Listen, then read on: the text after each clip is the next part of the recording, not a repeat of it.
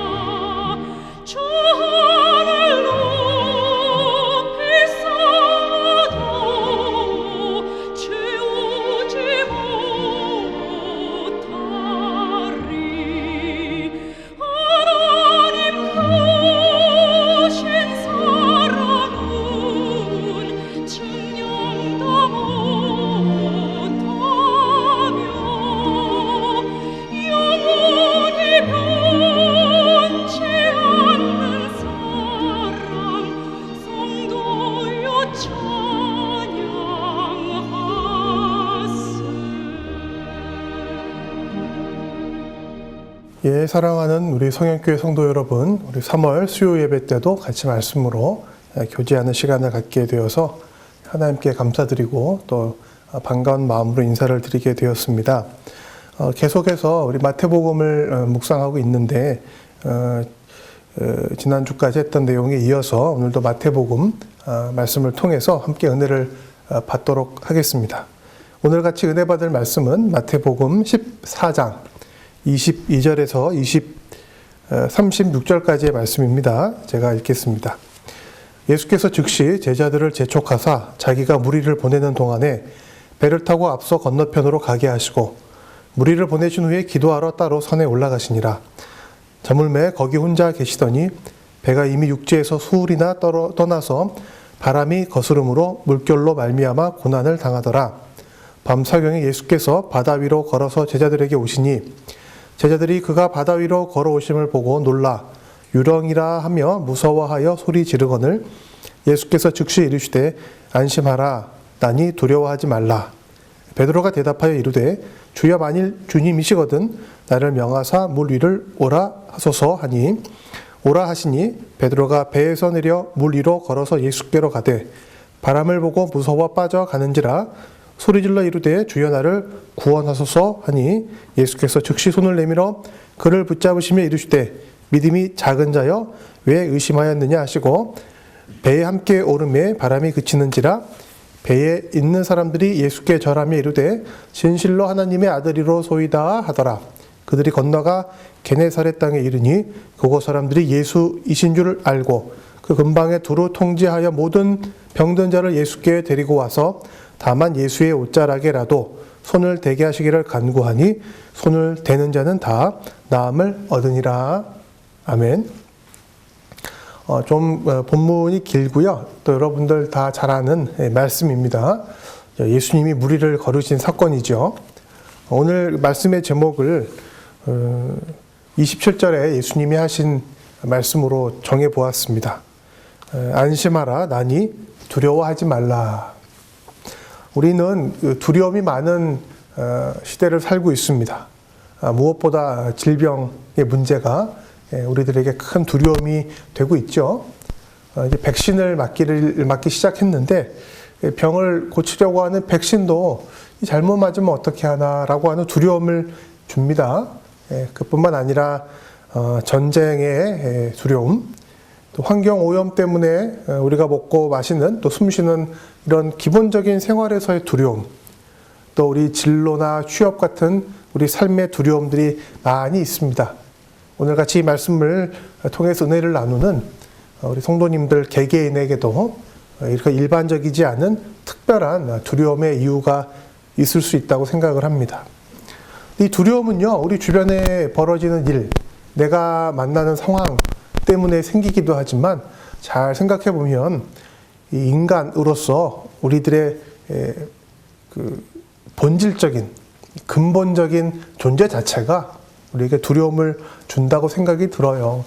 첫째는 우리 주변에 일어날, 또 일어나고 있는, 또 일어났던 일들에 대해서 우리가 다 이해할 수 없는 깨달음의 인간의 한계가 있습니다. 더 근본적으로는 나의 삶이 유한하구나, 언젠가는 끝날 것이다 라고 하는 거 우리가 다 알고 있잖아요. 시작이 있었듯이 분명히 끝이 있을 수밖에 없는 인간으로서의 한계, 이런 것들이 우리 인간의 존재 자체가 우리에게 두려움을 줍니다. 자, 어차피 인간은 모든 일에 우리 스스로를 바라볼 때 두려워할 수밖에 없는데, 자, 이 두려움 어떻게 이길 수 있을까? 오늘 말씀에서 두려움을 이기는 성도의, 또 우리가 쭉 생각해 봤던 하나님 나라 백성의 비밀에 대해서 생각해 보고자 합니다. 오늘 말씀을 보면 오늘 예수님이 무리를 걸으신 이 사건, 바로 앞에 어떤 일이 있었는가를 생각해 보는 게 중요합니다. 바로 앞에 무슨 일이 있었죠? 바로 지난주에 생각했던 그 일이죠. 예수님이 떡 5개, 물고기 2마리를 가지고 남자들만, 성인 남자들만 5,000명을 먹이신 오병이어의 기적이 있었습니다. 바로 그 사건 직후에 벌어진 일입니다. 22절에 보니까 예수께서 즉시 바로 이 오병이어의 기적 사건이 일어난 바로 그 즉시 제자들을 재촉하여 자신이 이 5,000명 무리를 보내는 동안에 갈릴리 바다 건너편으로 가라고 하신 것이 오늘 이 사건의 시작입니다.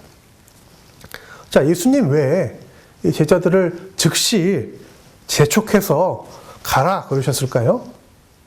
이 떡을 먹고 물고기를 먹은 이 많은 사람들, 남자만 5,000명, 이 사람들이 이제 집으로 보내고 해야 되는데 제자들이 도와주면 좋잖아요, 그죠? 근데 예수님은 자기가 보낼 테니까 너희들은 빨리 건너편으로 가라 하셨습니다. 뭔가 중요한 의도가 있다고 생각이 들 수밖에 없죠. 자, 예수님이 왜 제자들을 재촉하셨는가? 똑같습니다. 우리 오병이어 사건을 통해서도 예수님이 특별히 이 제자들에게 놀라운 예수님의 마음, 긍휼히 여기는 마음을 가르쳐 주려고 하셨다라고 우리가 생각했잖아요.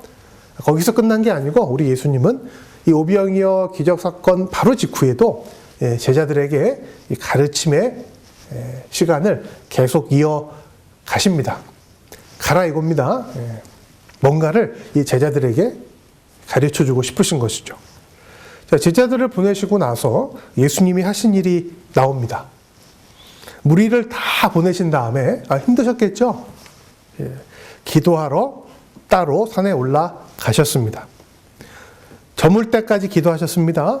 거기에 혼자 계셨습니다. 오늘 이 23절의 모습을, 예수님의 모습을 보면 두 가지가 눈에 이렇게 들어옵니다. 따로 산에 올라가셨습니다. 혼자 거기에 계셨습니다. 예수님이 혼자 계신 거예요. 예수님이 따로 가신 것입니다. 무리들과 제자들과 함께한 것이 아니라 혼자 따로. 23절의 이 모습은 예수님의 기도하는 모습, 예수님의 어떤 그 메시아로서의 모습을 보여주기도 하지만 22절 그 위에 나오게 될 제자들의 모습하고 대조가 됩니다. 이렇게 생각해 볼 수 있을 것 같아요. 수많은 무리들에게 오병이어를 통해서 배부르게 하고 떡을 12광줄이나 남겼잖아요. 제자들이 얼마나 흥분했겠습니까? 대단한 기적을 목격하고 체험했으니 얼마나 이게 감격스러웠겠어요? 근데 예수님께서는 이 감격과 이 흥분을 제자들이 이렇게 누리게 하지 않으시고 보낸 것입니다. 가라, 여기 있으면 안 된다. 그러시고는 어떤 모습을 보이셨냐 하면 많은 무리들한테 박수 받고 사인회를 하고 존경을 받고 이게 아니고요. 다 보내시고 따로 혼자 뭐 하셨죠? 산에 올라가서 기도하신 것입니다. 기적을 경험하고 나서 놀라운 하나님 나라의 이 사건을 경험하고 나서 어떤 모습을 예수님이 제자들에게 보여주고 싶으셨냐면 바로 이런 모습입니다. 예수님은 5,000명이 되는 사람들을 다 먹이시고 자기를 추종하는 교인들로 예수님을 도와주는 어떤 그 군대로 이제 선거철이 가까이 오는데 예수님에게 한 표 찍어주는 유권자로 삼으려고 하신 것이 아니라 그들을 불쌍히 여기셨거든요. 다 이제 보내시고 기도하는 시간을 갖게 되신 것이죠. 예수님이 산에 올라가서 혼자 무슨 기도를 하셨을까요? 알 수는 없지만 예수님이 늘 하시는 기도가 있잖아요. 아마도 고쳐주시고 만져주신 이 무리들 또 집으로 이렇게 돌려보냈다 그랬을 때 다 이렇게 또 감사하다는 말씀 들으시고 또 기도해 주시고 그러셨겠죠. 이 많은 무리들 가운데 기도가 필요했던 사람들 위해서도 예수님이 산에서 기도하셨을 거예요. 그러나 저는 이 예수님이 산에서 혼자 따로 계시면서 했던 기도 중에 반드시 이 기도는 있었다고 생각이 듭니다. 그게 뭐냐 하면 바로 이 제자들을 위한 기도였겠죠.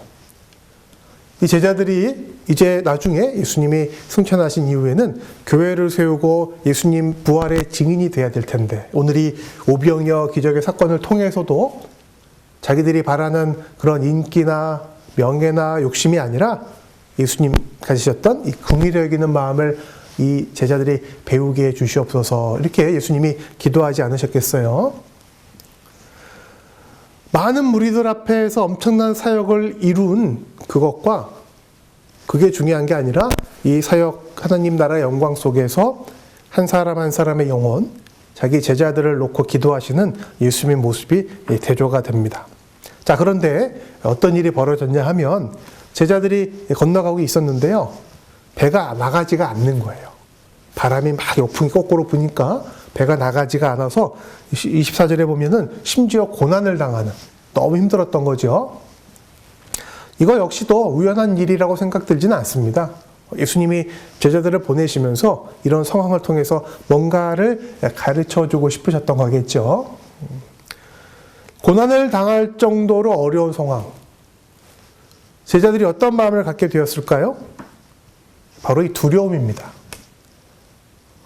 사실 바로 몇 시간 전에 제자들은 놀라운 오병이어의 기적을 목격하고 자기가 거기 참여했던 사람들이에요. 그런데 이 갈릴리 바다, 자기들이 잘 아는 이 바다를 제대로 갈 수 없다는 사실 속에서 너무 좌절하고 실망하고 두려움을 느꼈던 것이죠. 그래서 어떤 반응이 나오냐면 밤에 예수님이 바다 위로 걸어서 제자들에게 오셨어요. 그 모습을 보고서 너무 놀라가지고요. 유령이다 하면서 무서워서 소리를 질렀대요. 물론 밤중에, 깜깜한 밤중에 물 위에 누가 걸어오면 정말 무서울 거예요. 근데 그 무서움도 있겠지만 제자들이 이 갈릴리 바다 위에서 아무리 노를 저어도 앞으로 나가지 않는 이 좌절의 경험, 이 실패의 경험, 이 암담한 이 상황 속에서 느꼈던 이 두려움, 뭔가 배를 누가 뒤에서 꽉 잡고 있는 것 같은 이런 이 답답함 속에서 누가 걸어오니까 놀란 거죠. 아, 유령이다. 성인 남자들만 12명이 배에 타고 있는데 유령 나타날 수 있지만 이렇게 소리 지르고 호들갑을 떨 건 아닌데, 더군다나 바로 얼마 전에 오병이어의 기적을 경험했던 제자들인데 다 어디 가고 없어요. 너무 무서운 거예요. 놀라 유령이다 하며 소리를 막 질렀습니다. 우리가 예수님을 믿고 교회를 섬기고 때로는 하나님의 은혜로 놀라운 우리 힘으로 할 수 없는 그런 사역도 하고요. 기적도 경험하고 합니다. 그러지 않으셨어요? 그죠? 우리가 기도했던 일이 놀랍게 응답되는 경험도 있고, 우리 가정에 주시는 하나님의 놀라운 은혜도 있고, 또 우리 교회를 통해서 우리가 했던 많은 귀한 사역들이 있습니다. 그 귀한 일들이 있는데요. 사실 우리가 얼마나 약한 존재냐 하면 우리가 원했던 일이 잘 이루어지지 않을 때, 생각지도 못했던 어려움이 닥쳐올 때 아무것도 기억나지 않아요. 그 은혜와 그 감격과 그 담대함과 우리가 간증했던 그 내용들이 어디 가고 다 없고 그냥 놀래가지고 어떻게 하면 좋나, 아 죽고 싶다, 아 난 실패했다, 이런 좌절과 두려움이 순식간에 우리를 지배하게 되는 경험 많이 합니다. 주일날 예배 잘 드리고 아멘 할렐루야 은혜 받고 했다가 저녁에, 주일날 저녁에 무슨 뉴스만 이렇게 나와도 월요일날 아침에 출근하면서 그 길에서 우리가 무슨 메시지만 하나 받아도 우리 마음이 칵 내려앉으면서 어제 예배 드릴 때 기도할 때 했던 은혜 다 사라지고 없어지는, 이 갈릴리 바다에서 이 고난 가운데 예수님을 유령이라고 착각했던 이 제자들의 두려움이 남의 이야기가 아니라 우리 일상의 모습일 때가 많이 있습니다. 자, 이런 제자들을 향해서 예수님이 말씀하십니다. 예수께서 즉시 이르시되, 즉시가 또 나왔죠? 바로 이것을 가르쳐주고 싶으셨던 거예요. 즉시 제자들을 보내셨던 예수님, 이 제자들의 두려움과 이 공포를 향해서 즉시 말씀을 주십니다. 안심하라, 나니 두려워하지 말라. 자, 바로 이 무리를 걸어오신 예수님, 제자들에게 가르쳐주고 싶으셨던 첫 번째 교훈이 여기 있는 것입니다. 이 제자들뿐 아니라 이 제자들과 비슷하게 날마다 갈릴리 바다에서 노를 젓는데 나가지 않아서 두려워하는 저와 여러분에게 주시는 교훈이고 말씀이기도 합니다. 뭐죠? 안심하라, 나니 두려워하지 말라. 두려움을 이길 수 있는 비결이 어디 있느냐 가르쳐 주시는 것입니다. 바로 예수 그리스도이십니다. 예수님이 함께 계시면 두려워하지 않을 수 있다는 것을 말씀해 주시는 것입니다. 사랑하는 성도 여러분, 바람이 잔잔해지고 파도가 그치고 내가 원하는 대로 그냥 숭숭 모터 달린 것처럼 배가 나감으로 우리의 두려움이 해결될 수도 있겠지만 또 바람 붑니다. 그 모터 고장 납니다. 더 큰 바다로 폭풍 속으로 우리가 들어갈 수도 있는 거예요. 상황은 바뀝니다. 중요한 건 상황이 나아짐으로 두려움이 사라지는 게 아니라 어떤 상황에 있든지 이 두려움을 이길 수 있는 비결을 배우는 것입니다. 그 비결은 다른 것이 아닙니다. 나니 안심하라, 두려워하지 말라 하시는 그 주님을 바라보고 붙잡는 것입니다. 주님을 붙잡고 우리 인생의 배에 모시는 저와 여러분이 되기를 원합니다. 예수 그리스도가 우리가 만나는 환경 때문에 만나는 두려움을 이기는 비결입니다. 예수 그리스도가 우리가 인간이기 때문에 어쩔 수 없이 경험하게 되는 두려움을 이기게 하시는 비결이십니다. 이야기가 끝난 것이 아니고요. 계속됩니다. 베드로가 너무 안심이 된 거죠. 두려움이 다 사라진 것입니다. 그래서 예수님께 말씀합니다. 만일 주님이시거든 조건이 붙었어요. 나를 명하여 나도 이 물 위로 걸어오게 주시옵소서. 왜 그랬을까요? 왜 그랬는지 뒤에 보면 나옵니다. 베드로가 예수님이 야단치시거나 꾸중하지 않으셨어요. 오라 하십니다. 예수님 참 좋으신 분이에요. 베드로가 배에서 내려서 물 위로 걸어서 예수께로 갑니다. 놀라운 일이 베드로에게도 벌어집니다. 그런데 30절에 보니까 바람을 보고 무서워서 빠져갑니다. 처음에는 예수님처럼 걸었어요. 그런데 바람을 보고 무서워하니까 다시 두려움이 찾아오니까 물로 빠져 들어갔다라고 기록이 되어 있습니다. 근데 참 놀라운 베드로죠. 바람을 보았습니다. 바람이 막 보이는 거예요. 무서우니까.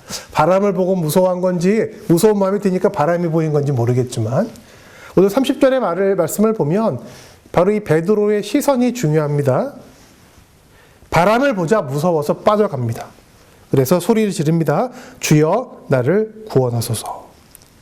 예수께서 손을 또 즉시 내미십니다. 바로 즉시 두 번째 예수님이 베드로와 제자들에게 가르쳐 주시고자 하는 교훈이 있는 것입니다. 즉시 손을 내밀어 그를 붙잡으시며 이르시되 믿음이 작은 자여 왜 의심하였느냐 하십니다. 저는 이것을 예수님이 베드로를 꾸중하신 걸로 보이지 않습니다. 베드로에게 정말로 두려움을 이기는 비결이 무엇인가를 가르쳐 주시는 가르침의 모습이라고 생각을 합니다. 자, 뭘 가르치고 싶으셨던 것일까요? 예수님을 우리 인생의 배에 모셔야 됩니다. 예수님을 붙잡아야 됩니다. 그래야 어떤 환경에 있든지 우리가 두려워하지 않게 됩니다. 첫 번째죠. 자, 그런데 예수님을 우리 인생의 배에 모셔놓고 그냥 모셔만 놓고 끝나면 안 된다는 것입니다. 예수님을 모셔다 놨으니까 이제 내 마음대로 하겠습니다. 이렇게 하면 안 된다는 것입니다. 베드로가 왜 물 위를 걷고 싶어 했을까요? 신기해서 그랬을 수도 있고요. 또 베드로의 특징이 있어요. 다른 제자들보다 내가 좀 특별해야 돼 이런 게 있거든요. 늘 보면. 그래서 나는 두려움만 없어진 게 아니라 나는 예수님처럼 물 위를 걸어가지고 자기를 좀 과시하고 싶은 거죠. 자기가 원하는 것을 좀 해보고 싶은 거예요. 자, 예수님을 내가 모셨으니까 내 인생에 예수님 함께 계시니까 이젠 내가 하고 싶은 거 해보겠다. 예수님을 통해서 내가 좀 더 특별나 보겠다. 이런 모습이 생긴다는 것입니다. 결과가 어떻게 됐을까요? 오래 못 간다는 것입니다. 또 다른 두려움이 찾아온다는 것입니다. 두려움을 이길 수가 없다는 것입니다. 물에 그 상황에 그 어려움에 빠져 들어간다는 것입니다. 예수님이 손을 내밀어 붙잡아 주셔야 두려움을 이길 뿐만 아니라 주님의 제자로 살아갈 수 있다는 교훈을 주시는 것입니다. 자, 두 번째 예수님이 이 사건을 통해서 제자들에게 또 우리들에게 가르치셔야 하시는 것은 믿음입니다. 31절의 믿음. 어떤 믿음이냐면 믿음이 작은 자여 그랬으니까요. 큰 믿음에 대해서 가르쳐 주시려고 하는 것이겠죠. 자, 큰 믿음은 어떤 믿음일까요? 두려움을 이길 뿐만 아니라 큰 믿음으로 예수님이 원하시는 이 사역을 잘 감당할 수 있는 제자의 믿음이 어떤 것일까요? 하나님 나라 백성의 믿음이 어떤 것일까요? 우리 성도의 믿음이 어떤 것일까요? 베드로는 이렇게 생각한 것 같아요. 다른 제자들은 못하지만 나도 예수님처럼 무리를 걷겠다. 예수님은 무리를 걸어오셨지만 나는 한번 뛰어보겠다. 예. 예수님은 1km 걸으셨는데 나는 42.195km를 걸어보겠다. 뭐 이런 생각을 했는지도 몰라요. 그게 큰 믿음일까요? 더 많이 이루고 더 대단한 일을 해서 더 많은 집중을 받고 업적을 남기는 게 큰 믿음일까요? 예. 아니라는 거죠. 그럼 어떤 게 작은 믿음이 아닌 합당하고 예수님 보시기에 칭찬받을 믿음일까요? 처음부터 끝까지 예수님을 붙잡는 믿음입니다. 힘들고 어려울 때 내가 할 수 있어라고 하는 믿음이 아니라, 그런 주장이 아니라 주여 나를 구원하소서, 간절하게 어려울 때도 또 문제가 해결됐을 때에도 어느 상황이 있을 때에도 주여 나를 붙잡아 주시옵소서, 예수님 나를 건져 주시옵소서라고 주님을 꽉 붙잡을 수 있는 믿음이 큰 믿음이라는 거예요. 믿음은요, 믿음의 결과물에 의해서 작은 믿음, 큰 믿음, 어린 믿음, 성숙한 믿음이 결정되는 게 아닙니다. 얼마나 많은 사람들이 주목하고 대단한 신앙의 사람이야 라고 박수 치느냐, 이런 인지도에 따라서 결정되는 게 아닙니다. 요즘에는 이제 동영상 예배를 많이 드리니까 몇 명이 접속했느냐, 유튜브 같은 경우에 뭐죠? 그 몇만 명이 조회했느냐, 뭐 이런 거 중요하다 그러더라고요. 중요합니다. 그런 것도 우리가 잘 생각을 해야 되지만, 과연 몇 명이 반응했느냐, 얼마나 많은 성과가 있었느냐가 천국의 계산법에 따른 큰 믿음과 작은 믿음, 성숙한 믿음과 어린 믿음의 기준일까요? 아닙니다. 예수님은 5달란트 받은 사람도 칭찬하셨고 2달란트 받은 사람도 칭찬하셨어요. 상관없습니다. 1달란트 받은 사람은 왜 책망 들었죠? 1달란트 가지고 조금밖에 못 받아서 책망을 들은 게 아니죠. 그거 자기 마음대로 하려고 했기 때문에, 주인이신 하나님의 뜻대로 하지 아니하고 자기 마음대로 하려고 했기 때문에 책망을 들은 것이죠. 많고 적으면 중요한 게 아닙니다. 주님을 붙들고 하나님 앞에 모든 것을 맡기고 자기 자신을 온전하게 드리느냐, 이게 중요한 것입니다. 32절에 보니까 배에 함께 오름에 바람이 그치는지라. 두려움과 어려움이 있을 때 주님을 모시는 것이 두려움을 이기는 비결입니다. 그리고 한번 모시고 두려움을 해결하고 끝, 이제부터 내 마음대로가 아니라 계속해서 끝까지 주여 나를 구원하소서, 저를 붙잡아 주소서, 간절하게 주님을 나의 배에 모시고 계속 주님 앞에 나의 삶의 키를 내어드리는 것이, 그게 믿음이라는 것입니다. 이렇게 배에 있던 사람들이 33절에 고백하는 것으로 오늘 이 사건의, 예수님의 이 교훈의 마지막 모습이 나타납니다. 예수께 절하며 이르되 진실로 하나님의 아들이로소이다. 이게 믿음이라는 것입니다. 주님을 절하고 예배하고 경배하고 나의 어려움을 해결해 줄 수 있는 문제 해결자, 이런 게 아니고요. 내가 뭔가 하고 싶을 때 나를 무리로 걸어오게 도와주시는 그런 알라딘 마술램프 요정 같은 분, 그게 아니고요. 진실로 하나님의 아들이십니다 라고 말할 수 있는 진정한 신앙 고백이 있는, 주님만을 바라보고 고백하는 이 모습을 예수님이 이 사건을 통해서 이날 이 밤의 제자들에게, 또 이 말씀을 듣는 저와 여러분에게 가르쳐 주시고 싶으신 것입니다. 예수님은요, 산에서 기도하고 계셨습니다. 제자들이 배 때문에, 배가 나가지 않는 것 때문에 어려워하는 모습을 보시면서 직접 무리를 걸어오셨습니다. 사실 예수님 무리를 걸어오시지 않으셔도 되죠. 그냥 산 위에서 바람을 거꾸로 이렇게 불게 손가락으로 해도 갈걸요? 예수님은 굳이 걸어오셨습니다. 왜 걸어오셨을까요? 제자들에게 이것을 몸소 체험으로 가르쳐주고 싶으셨기 때문입니다. 제자들 입장에서는 예수님을 붙잡고 예수님을 모시는 것으로 두려움을 해결하고 제자로 살아가는 것을 배우게 되었지만, 예수님의 시각에서 보면 이것은 은혜입니다. 말씀으로 그냥 명령하시면 될 일이지만 걸어오십니다. 무리를 걸어오실 때 예수님이 이렇게, 저는 예수님이 무리를 걸어오실 때 바람이 불었다 그랬잖아요. 그 갈릴리 바다에 물이 옷에 다 튀겨가지고 옷 다 젖고요. 무리를 걸어오는 게 쉬웠겠어요? 예수님은 역풍 안 맞으셨겠습니까? 걸어오십니다. 유령같이 되셨을 것 같아요. 물에 젖어가지고 흥건하셨으니까 제자들이 볼 때 유령 같았겠죠. 그런데 우리 주님은 걸어오십니다. 왜 그러셨을까요? 그리고 예수님이 배에 같이 올라타서 제자들과 같이 그 갈릴리 바다를 건너십니다. 그게 우리 주님이십니다. 주님은 저 고상한 저 산 위에서 다 해결해 주시는 분이 아니라 제자들이 겪었던 역풍과 바람을 다 자기도 온몸으로 맞으시고 제자들과 함께 그 배 위에서 동행하시는 분이십니다. 우리 주님이 그런 분이심을 우리가 알고 있습니다. 우리가 만나는 삶의 어려움에서, 우리 가정에서, 우리 교회가 경험하는 여러 가지 어려움 속에서 주님이 저 딴 데 계시면서 잘하나 보자 이러신 분이 아니에요. 우리와 함께 계십니다. 우리가 당하는 역풍 같이 맡고 계시고, 우리가 맞이하는 이 물벌아 다 맡고 계시고, 우리가 힘들어하는 것들 다 알고 계십니다. 하늘의 보좌를 버리시고 이 낮고 낮은 땅에 우리와 똑같은 죄인의 모습으로 오셔서 우리는 당하지 않는 십자가의 죽음을 당하신 주님이십니다. 예수님은 우리 제자들에게 두려움을 이기는 비결을 가르쳐 주십니다. 그 비결이 뭐라고요? 예수 그리스도이십니다. 어떤 예수 그리스도신가요? 그들과 함께 하시는 예수 그리스도이십니다. 우리와 함께 계시는 예수 그리스도이십니다. 주님 바라봐야 됩니다. 우리 배에 모셔야 됩니다. 우리 배에, 우리 인생에 모셔놓고 주님의 말씀을 듣고 주님을 경배하고 예수 그리스도를 하나님의 아들이라고 우리 입으로, 우리 삶으로 고백해야 됩니다.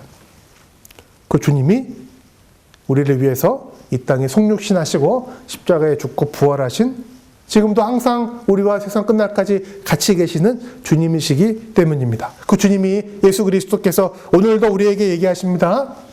안심하라. 나니 두려워하지 말라. 사랑하는 성도 여러분, 이 말씀, 오늘 바로 이 시간 저와 여러분에게 주시는 말씀으로 못 박힌 손과 옆구리를 보여주시면서 가시관 쓰신 그 머리의 상처를 보여주시면서 하시는 말씀으로 듣고 모든 두려움 다 이기고 예수 그리스도와 함께 주님 원하시는 그곳으로, 저 건너편 게네사렛 땅으로 함께 갈 수 있는 주님의 제자들로 다시 힘있게 일어나는 은혜가 있기를 원합니다. 기도하겠습니다. 하나님 아버지, 우리도 갈릴리 바다와 같은 인생의 시절을 지나고 있습니다. 개인도 그렇지만 우리 교회도 그렇고 이 시대가 그렇고 또 코로나의 질병으로 모두가 어려워합니다. 또 교회가 세상에서 많은 손가락질을 받고 또 어려움을 당하고 있습니다. 바람에 거슬러 나가지 않았던 배처럼 우리가 원했던, 또 우리가 기도했던 모든 것들이 잘 진행되지 않는 고난이 우리 삶 속에, 우리 공동체 속에 있습니다. 주님, 이때 이 말씀에서 가르쳐 주시는 대로 주님을 붙잡고 예수 그리스도 안에서 두려움을 이기게 하여 주시옵소서. 그리고 두려움을 이기고 끝나는 것이 아니라 주님 원하시는 그곳으로 주님 모시고 바람, 바다 바라보지 아니하고 예수님 붙잡고 주여 나를 구원하소서, 나를 이기게 하여 주시옵소서, 간절히 날마다 사모하며 동행하는 믿음의 사람들 되게 하여 주시옵소서. 예수 그리스도의 이름으로 기도합니다.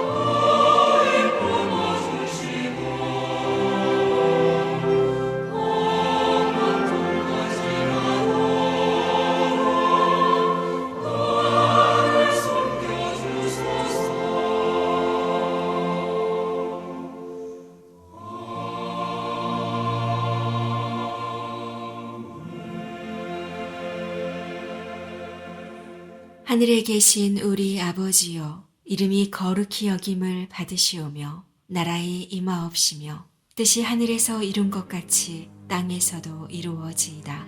오늘날 우리에게 일용할 양식을 주옵시고 우리가 우리에게 죄 지은 자를 사하여 준 것 같이 우리 죄를 사하여 주옵시고 우리를 시험에 들게 하지 마옵시고 다만 악에서 구하옵소서. 나라와 권세와 영광이 아버지께 영원히 있사옵나이다.